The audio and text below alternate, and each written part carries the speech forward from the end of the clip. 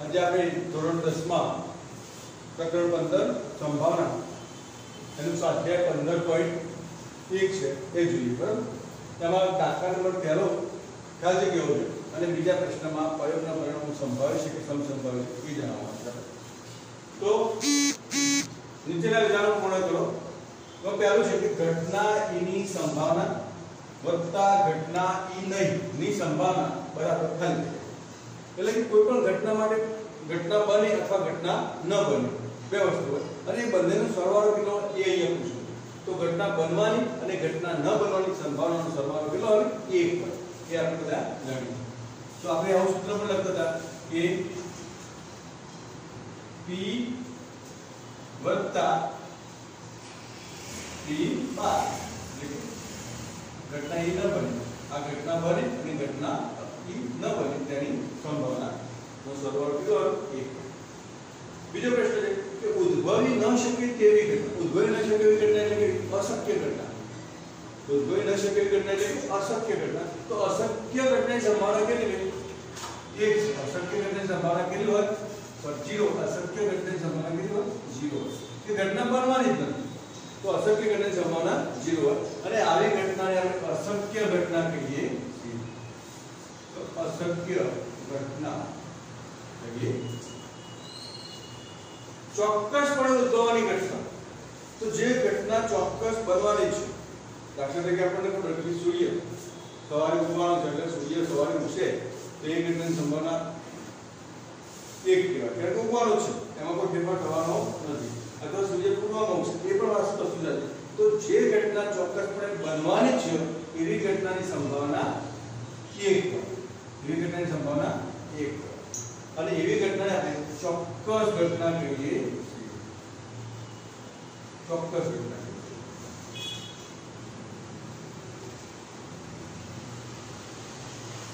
હવે પ્રશ્ન છે આ જેમાં કે ઘટનાની સંભાવના ખાલી જગ્યાથી મોટી અથવા તેના જેટલી અને ખાલી જગ્યાથી નાની અથવા તેના જેટલી. તો આપણે એ પણ જાણીએ છીએ કે ભાઈ કોઈ પણ ઘટના બનશે અથવા નહીં બને એની સંભાવના 0 અને 1 ની વચ્ચે હોય. ન બને તો 0 અને બને તો ચોક્કસ બનતી હોય અને ન બનવાની હોય તો 0 હોય. તો આપણે એવું જાણી શકીએ કે અશક્ય તો 0, ચોક્કસ તેની સંભાવના 1 એટલે કે 0 અને 1 ની વચ્ચે હોય અથવા 0 અને 1 હોય. તો આપણે કોઈ ઘટના p ની વાત કરીએ ઘટના એ માટે તો એ 0 કરતો મોટી હોય અથવા 0 હોય, 1 કરતો નાની હોય અથવા 1 હોય. તો આવો આપણે વિધાન આપણે જાણીએ છીએ તેના આધારે કહી શકીએ કે ઘટનાની સંભાવના 0 થી મોટી હોય અથવા 0 હોય અને ખાલી જગ્યાની નાની અથવા તેના જેટલી એટલે 1 કરતો સંભાવના નાની હોય અથવા 1 જેટલી હોય. તો કોઈ પણ ઘટનાની સંભાવના કેવી હોય? 0 અને 1 ની વચ્ચે હોય અને 0 અને 1 ની વચ્ચે હોય અને 0 અથવા 1 હોઈ શકે. હવે આપણે પ્રશ્ન 2 જોઈએ એમાં. તો પ્રશ્ન 2 માં પ્રયોગ આપેલો અને એના પ્રયોગના પરિણામો આપણે જે આપેલા છે એ સમસંભાવી છે કે નથી એ જોવાના. તો પહેલા તો સૌથી પહેલા વાત એ કે સમસંભાવી એટલે શું? તો સમસંભાવી એટલે કે પ્રયોગના જે કોઈ પરિણામો મળે એ બંને અથવા તો 3 હોય કે 4 હોય જે કંઈ પરિણામ હોય એ બધા એક સરખા પ્રમાણમાં મળતા હોય, એ બધાની સંભાવના એક સરખી હોય એને સમસંભાવી કહેવાય. દરેકની સંભાવના જુદી જુદી આવતી હોય તેને સમસંભાવી કહી શકાય નહીં. તો માનો કે આપણે સમતલ પાસો રાખ્યો અને સમતલ પાસાને ઉછાળવાનો હોય તો સમતલ પાસા ઉપર 1 2 3 4 5 અને 6 બાજુ ઉપર જુદા જુદા 1 થી 6 સુધીના અંક લખ્યા હોય. હવે જ્યારે પાસો ઉછાળીએ ત્યારે આપણને ખબર નથી હોતી કે એની કઈ સાઈડ આવશે. 6 માંથી કોઈ પણ સાઈડ આવી શકે. તો એ દરેકની 1 આવવાની, 2 આવવાની, 3 આવવાની, 4 આવવાની, 5 આવવાની કે 6 આવવાની જે સંભાવનાઓ છે એ દરેકની સંભાવના 1/6 મળે. એટલે બધી પરિણામો એક સરખા થતા સંભાવના એક સરખી મળી એને સમસંભાવી કહેવાય. તો અહીંયા આપણે એ પ્રમાણે જો બંને પરિણામોની સંભાવના સરખી હોય તો સમસંભાવી કહેવાનું અને સંભાવના સરખી ન હોય તો સમસંભાવી નથી એવું કહેવાનું. એ પહેલો પ્રયોગ છે કે ડ્રાઈવર કાર ચાલુ કરવાનો પ્રયત્ન કરે છે. એના પરિણામ બે આપે છે. કયા કયા પરિણામ આપે કે ભાઈ કાર ચાલુ થાય છે અથવા બીજું કાર ચાલુ થતી નથી. तो આ સમસંભાવી છે કે નહીં? તો આપણે અહીંયા જો કાર બંધ હાલતમાં જશે, એનું એન્જિન ખરાબ હશે, એન્જિન બગડેલું હશે, તો એ કાર ચાલુ કરવા જશે તો કાર ચાલુ થશે નહીં.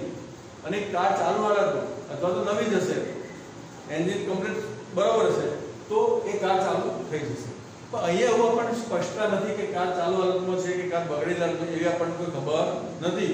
એટલા માટે અહીંયા આપણે કહી શકીએ કે ભાઈ આ પરિણામ સમસંભાવી કહી શકાય નહીં. તો કારની સ્થિતિને અનુરૂપ આપણે પરિણામો લખેલા હોવા જોઈએ. તો અહીંયા કારની સ્થિતિ વિશે કોઈ માહિતી છે નહીં. તો અહીંયા લખ્યું છે આપણે કે આપેલ પ્રયોગના પરિણામો સમસંભાવી નથી, કારણ કે કારની સ્થિતિ ચાલુ કે બંધ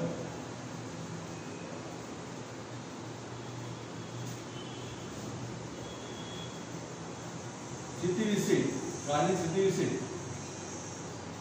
કોઈ માહિતી નથી. સ્થિતિ એટલે કે કારનું એન્જિન ચાલુ છે કે બંધ છે એ માહિતી નથી.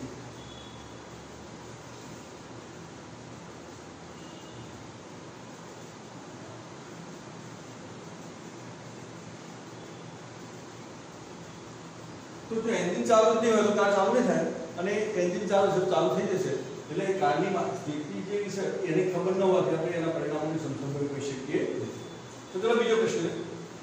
તો ખેલાડી બાસ્કેટબોલને તાકીને મારવાનો પ્રયત્ન કરે છે. કોઈ ખેલાડી છે તો એ બાસ્કેટબોલને તાકીને મારે છે, તો બોલ બાસ્કેટમાં નાખશે અથવા તો એ ચૂકી જશે. એ બે પરિણામો છે, બાસ્કેટમાં નાખે છે અથવા તો ચૂકી જાય છે. તો આ બંને પરિણામો સમસંભાવી છે કે નહીં એ પણ આપણે કહેવાનું. તો જો બાસ્કેટબોલનો ખેલાડી હોય, એ ખેલાડી બાસ્કેટબોલમાં કુશળ ખેલાડી હોય અથવા બાસ્કેટબોલ રમત રમેલો ખેલાડી હોય, તો એ ખેલાડી રમતો હોય તો અહીંયા ચોક્કસપણે આપણે કહી શકીએ કે ભાઈ નાખી પણ શકે અથવા ન નાખી શકે. બરાબર? તો એ કુશળ ખેલાડી હોય તો એના માટે આ પરિણામો સમસંભાવી કહી શકે. પરંતુ અહીંયા ખેલાડી બાસ્કેટબોલનો છે અથવા ખેલાડી કુશળ છે કે નથી એવી કોઈ જાણકારી છે નહીં. એટલા માટે આપણે એને પરિણામોની સમસંભાવી કહીશું નહીં. પ્રયોગના પરિણામો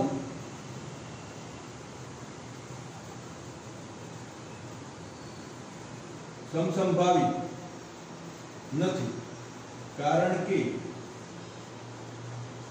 ખેલાડી કુશળ છે કે કુશળ નથી તે માહિતી નથી.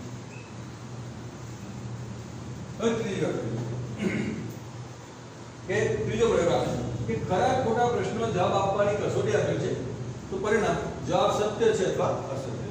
તો વિધાનને ખરું ખોટું કરવાનું હતું આપણે, તો એ સાચું પણ હોય કે ખોટું પણ હોય, આમાં બીજી કોઈ શક્યતાઓ રહેલી નથી. તમે જવાબ સાચો લખો એટલે મતલબ સત્ય લખો એ સાચું પણ પડે, અસત્ય લખો એ પણ સાચું પડે, અથવા સત્ય લખો એ ખોટું પણ પડે, અસત્ય લખો એ ખોટું પણ પડે. એટલે કે વિધાન આપેલું જે ખરા ખોટા પ્રશ્ન કરવા છે એમાં વિધાન સાચું છે કે ખોટું છે એ આપણને ખબર નથી. આપણે બે વિકલ્પો છે, સત્ય લખવાનું છે અથવા તો અસત્ય લખવાનું. તમારો જવાબ સાચો પણ હોઈ શકે, તમારો જવાબ ખોટો પણ હોઈ શકે. માટે અહીંયા પરિણામો સમસંભાવી કહી શકાય. એટલે કે આપેલ પ્રયોગના પરિણામો સમસંભાવી છે, કારણ કે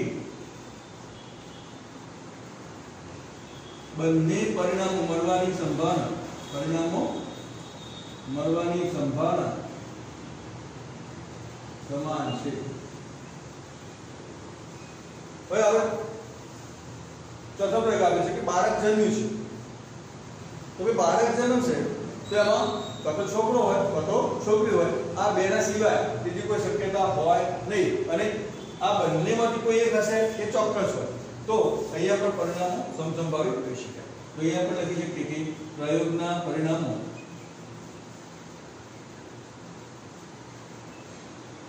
સમસંભાવી છે. હવે આપણે નેક્સ્ટ વિડિયોમાં ઉદાહરણ 3 અને 4 જોઈએ. ઓકે, તો ધોરણ 10 ગણિત પ્રકરણ 15 સંભાવના સ્વાધ્યાય 15.1 નો પ્રશ્ન નંબર 3 સમજે કે શા માટે ફૂટબોલની રમતની શરૂઆતમાં કઈ ટુકડીની બોલ મારવું જોઈએ તે નક્કી કરવા માટે સિક્કાને ઉછાળવાની ક્રિયા નિષ્પક્ષ છે એવું વિચારે છે. તો અહીંયા પરિણામો સમસંભાવી હોય તો એને નિષ્પક્ષ ક્રિયા માની શકાય અને પરિણામો સમસંભાવી ન હોય તો એને નિષ્પક્ષ ક્રિયા જેવું માની શકાય નહીં. તો આપણે જ્યારે સિક્કો ઉછાળીએ 2 રૂપિયાનો કે રૂપિયાનો 5 રૂપિયાનો કોઈ પણ સમતલ સિક્કો એને ઉછાળવામાં આવે તો આમાં બે પરિણામો શક્ય છે. એક વાઘા મળશે એટલે કે છાપ મળશે તો કાંટો મળશે. તો છાપ મારવો અને કાંટો મારવો એ બંને પરિણામો સમસંભાવી છે. કારણ કે અગાઉથી આપણે એવું નક્કી ના કરી શકીએ કે ભાઈ આમાં છાપ જ આવશે અથવા આમાં કાંટો જ મળશે એવું કોઈ આગાહી કરી શકીએ નહીં. એટલા માટે એ પરિણામો છાપ મારવી કે કાંટો મારવો એ પરિણામો સમસંભાવી છે. તેથી આપણે ફૂટબોલની રમતની શરૂઆતમાં કઈ ટુકડીની બોલ મારવો એ નક્કી કરવા માટે સમતોલ સિક્કાને ઉછાળવાની ક્રિયાને નિષ્પક્ષ માનવામાં આવે છે. હવે આપણે પ્રશ્ન 4 જોઈએ કે નીચેનામાંથી કયો વિકલ્પ ઘટનાની સંભાવના ન હોઈ શકે? ઘટનાની સંભાવના ન હોઈ શકે લખ્યું છે. તો આપણે એ જાણીએ છીએ કે કોઈ પણ ઘટનાની સંભાવના કોની વચ્ચે હોય તો 0 કરતા મોટી હોય અને 1 કરતા નાની અથવા 0 હોય અથવા 1 હોય. તો કોઈ પણ ઘટનાની સંભાવના 0 અને 1 ની વચ્ચે અથવા 0 અને 1 હોઈ શકે.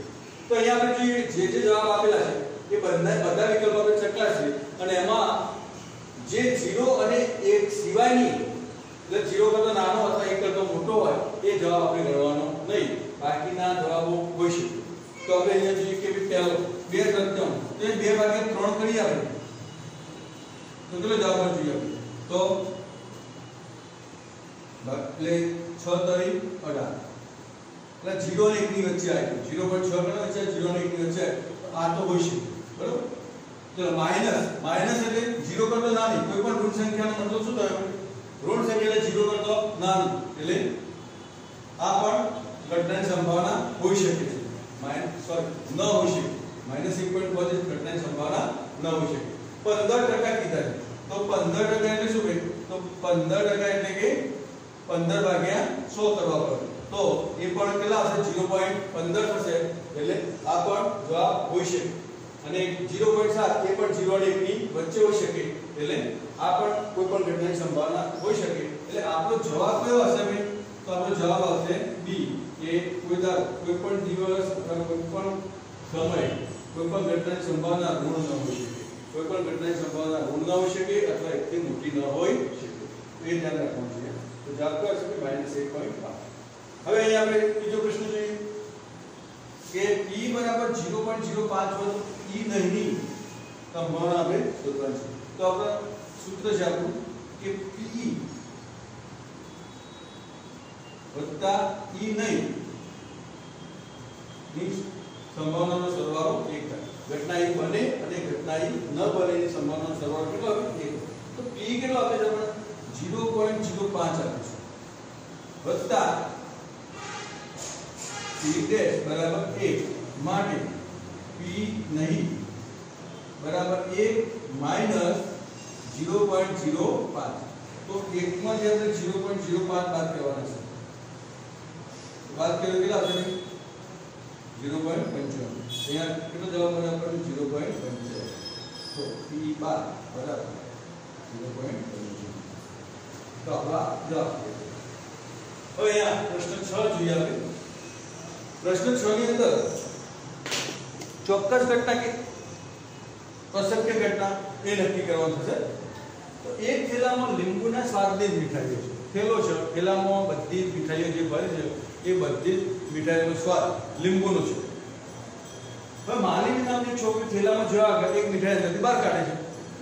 તો એ બે પ્રયોગના પરિણામ આપેલા છે. એક નારંગીના સ્વાદની મીઠાઈ, જે માલિની મીઠાઈ કાઢી એ નારંગીના સ્વાદની હોય, અને બીજું કે માલિની જે મીઠાઈ કાઢી લીંબુના સ્વાદની.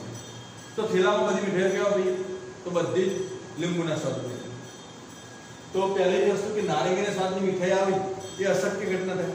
થેલામાં બધી લીંબુના સ્વાદની તો નારંગીના સ્વાદની મીઠાઈ આવશે નહીં, એટલે નારંગીના સ્વાદની મીઠાઈ આવી એ અશક્ય વસ્તુ છે. અને બીજી ઘટનામાં છે કે લીંબુના સ્વાદની મીઠાઈ હોય તો બધી જ મીઠાઈઓ લીંબુના સ્વાદની છે, તો જે કંઈ થેલામાંથી માલિની મીઠાઈ કાઢશે એ બધી લીંબુના સ્વાદની હોય, એટલે એ મીઠાઈ પણ લીંબુના સ્વાદની આવશે. માટે એ ચોક્કસ ઘટના છે. બરાબર. તો અશક્ય ઘટનાની સંભાવના માટે 0 આવે અને ચોક્કસ ઘટનાની સંભાવના માટે 1 જવાબ આવે. તો આપણે જોઈએ કે આ કેવી રીતે ગણી શકીએ. તો પહેલો છે કે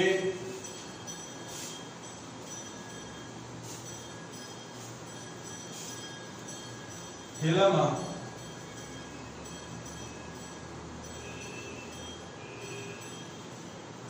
મીઠાઈઓની કુલ સંખ્યા બરાબર n ગણી. થેલામાં મીઠાઈઓની કુલ સંખ્યા બરાબર n ગણી. થેલામાં લીંબુના સ્વાદની મીઠાઈઓની સંખ્યા બધી જ લીંબુના સ્વાદની છે તો એ પણ n થાય. અને થેલામાં નારંગીના સ્વાદની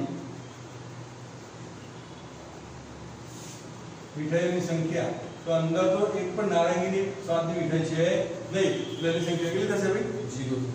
બરાબર. પહેલા માટે તો પ્રયોગના તમામ શક્ય પરિણામોની સંખ્યા બરાબર है सानुकूल परिणामों की संख्या घटना बने ते माटे सानुकूल परिणामों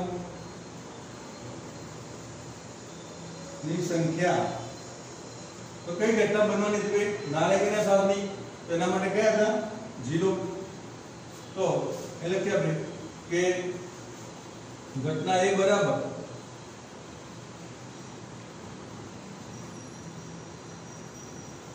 બહાર કાઢેલી મીઠાઈ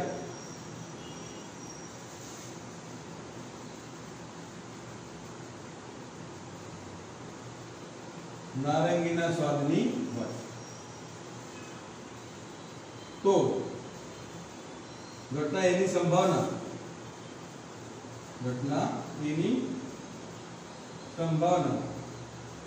P બરાબર કુલ શક્ય પરિણામોની સંખ્યા ભાગ્યા તે માટેના सानुकूल परिणामों की संख्या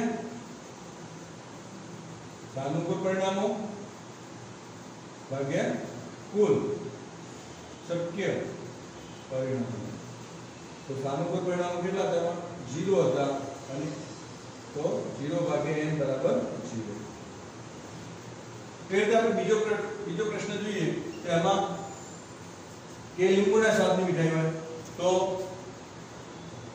ધારો કે घटना B बराबर बाहर काढ़े मिठाई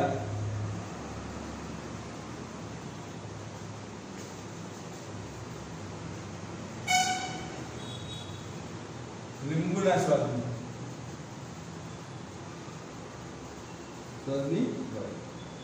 તો ઘટના B ની સંભાવના